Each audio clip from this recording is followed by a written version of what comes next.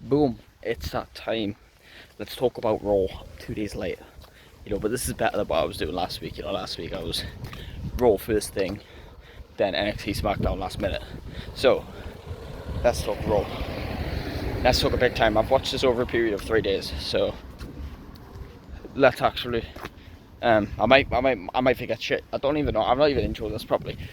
As we normally do, we go through divisions. We start with the mid card, then the tag team, then the main, and that's how this works. So, Women's Intercontinental Championship, Becky Lynch came to explain herself after her attack last week. They lost the belt to Liv and Raquel, and then she turned on Lyra Valkyria. Well, she came out and said Bayley unfortunately got injured, causing Becky Lynch to be in the match, and the person that attacked Bayley was in fact Becky Lynch. Becky Lynch admitted to it, and she said Bayley's been attacking her for years and she's never apologised and stuff like that.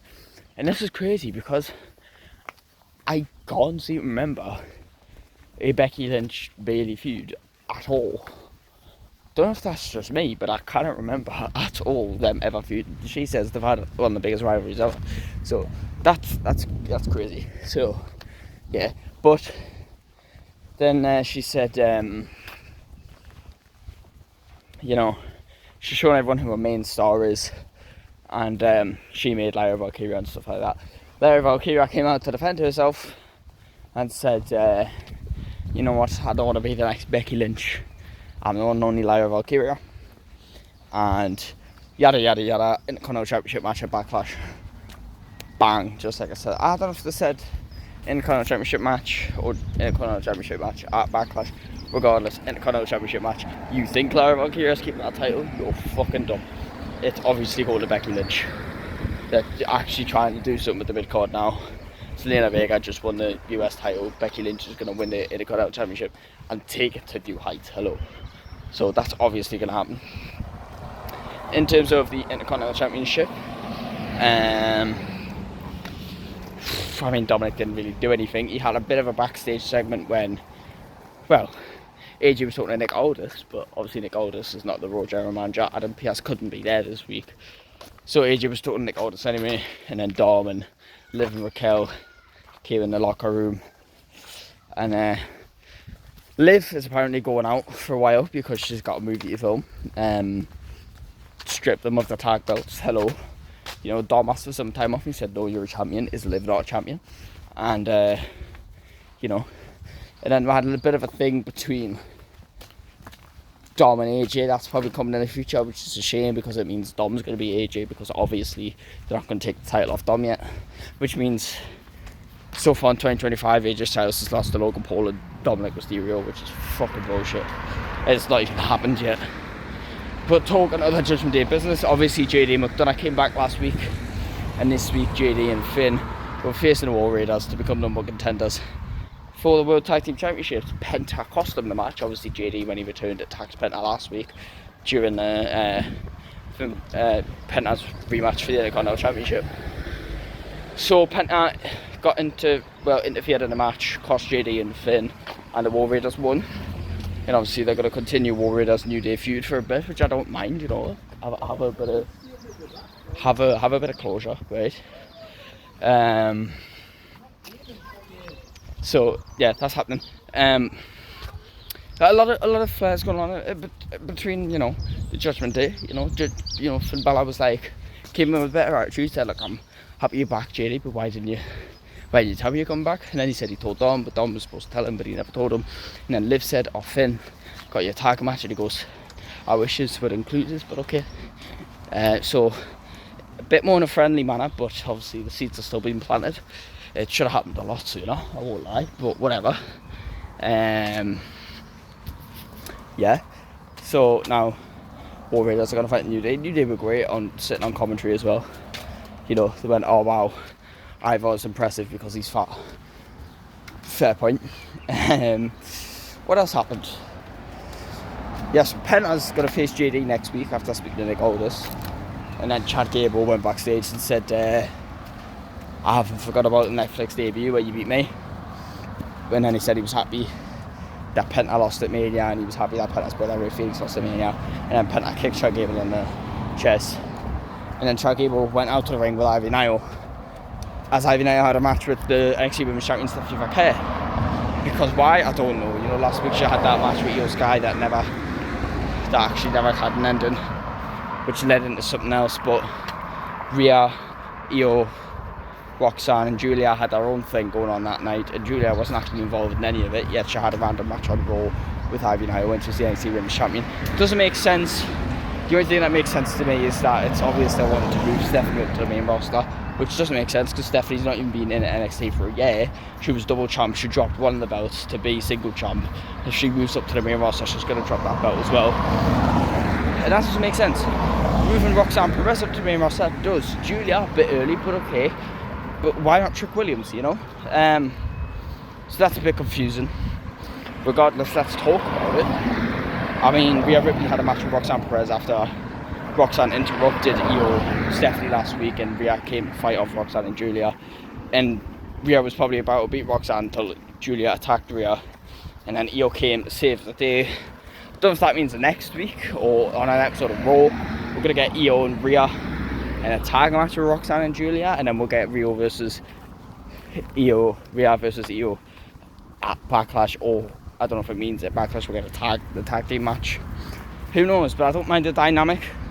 Rhea's still chasing the title, keeping the two relevant women on Raw relevant and bringing up the NXT stars as well. I think they're also encompassing this because surely the draft has got to be around the corner, so we want to be alert on who the NXT superstars are. It's not a bad idea. But let's talk other World Championship, because I put something on my story, my Instagram story, which I'll post in a short soon, that Logan Paul was coming out to do a promo, coming out to say something, and it's so fucking obvious what they were going to do. And I said if they do it, I'll be so mad, and they did it.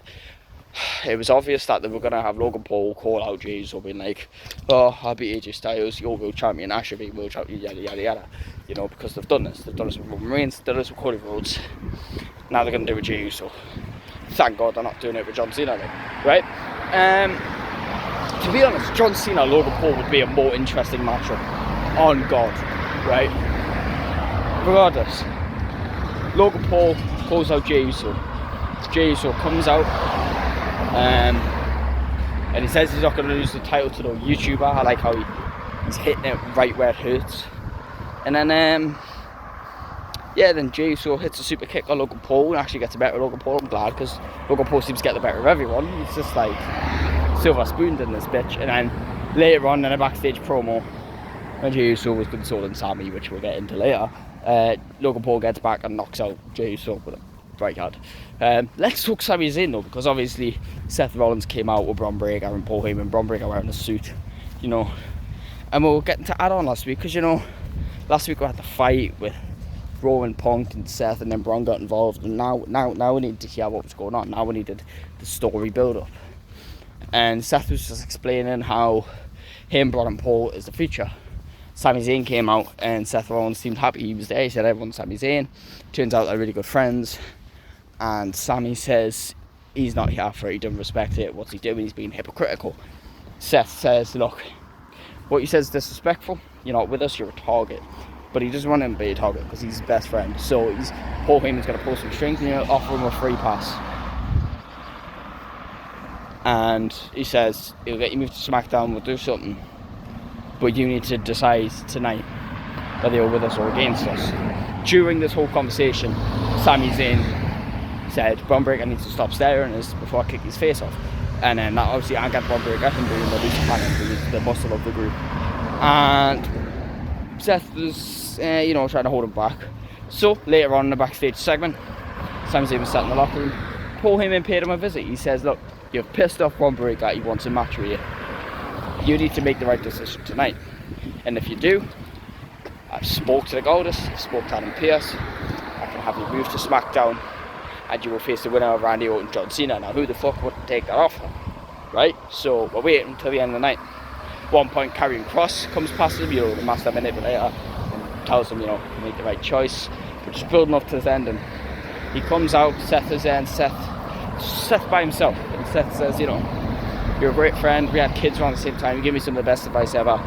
And obviously in this business, you don't get many friends, you're one of like 5 friends And he says, you know, he'd be the first one he'd call in a good situation.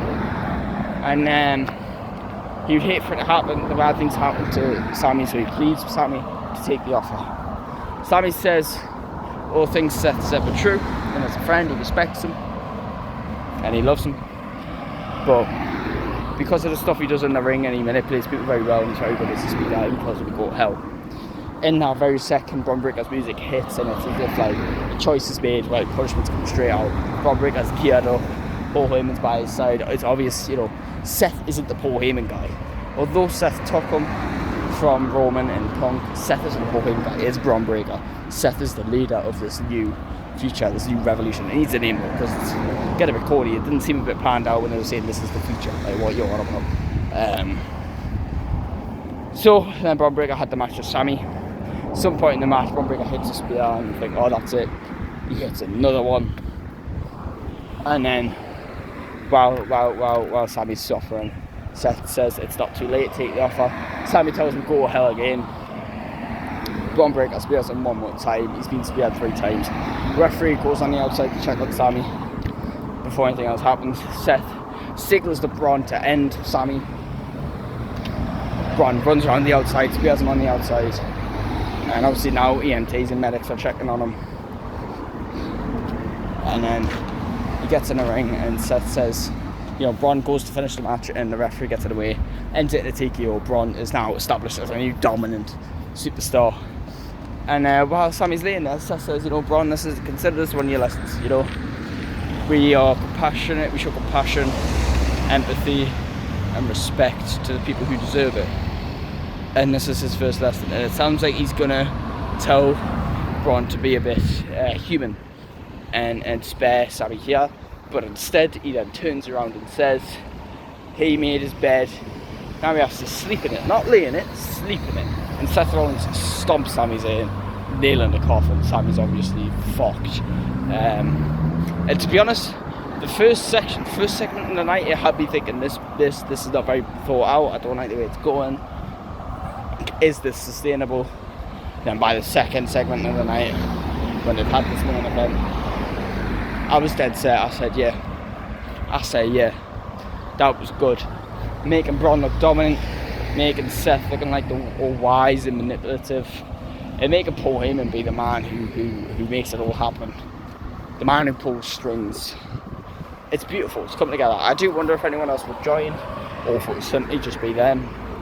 Who knows? But I'd love to see the direction they're going, because obviously Seth would be, if they were to go after the title, Seth would be world champion.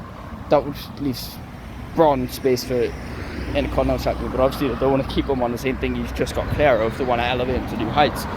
So obviously they want to aim Bron for the world title. Given that Jay's now the world champion and Bron and Jay will fight over the Intercontinental championship, maybe Bron and Jay will fight over the world championship.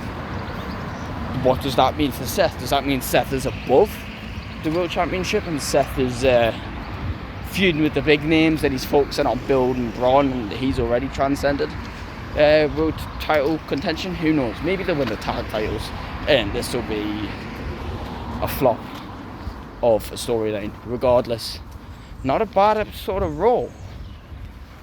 Wasn't quite the level of last week, but last week was the Raw after WrestleMania, so we won't complain.